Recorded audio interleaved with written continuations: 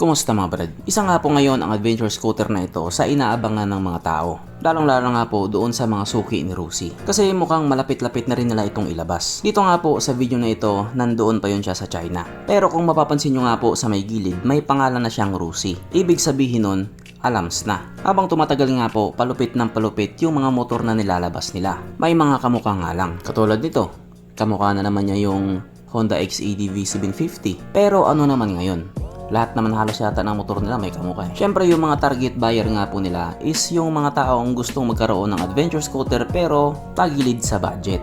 Alam naman po kasi natin na mas mababa yung presyo nila kung ikukumpara sa mga leading brand. Kaya hindi talaga nakapagtataka na isa nga po sila sa pinakamabenta dito sa Pilipinas. Syempre sabi nga nila, sabot-sabot lang. Kung titignan nga po natin ang itsura sa adventure scooter na ito, masabi din talaga nating napakagwapo niya. Syempre, XEDV ba naman yung pinagayahan eh. At yung displacement nga din po dito sa motor na ito, kung titignan natin sa may gilid, may pangalang Rusi 175. Kaya baka 175cc nga talaga to. Lupit diba? Yung EDV ni Honda 160cc lang, tapos sa kanila 175, tapos ibebenta nila yan ng mura. Ganon katindi yung mga made in China. At hindi lang yan, kasi kung makita nga po natin, naka-inverted fork na po siya na hindi nga po ginawa ng mga Honda EDV 160 or 150. Tapos naka-rim type na rin siya. Rim type yan pero naka-tubeless din yan. Ang kanyang gauge panel syempre naka-TFT display na yan. Ang lupit talaga ni Rusi. At yung kabuuan nga po sa motor na ito, talagang matindi. Tatanggalan mo lang ng sticker yan ni Rusi para ka na rin naka Honda EDV 750. Pero syempre ang itatanong agad po ng karamihan,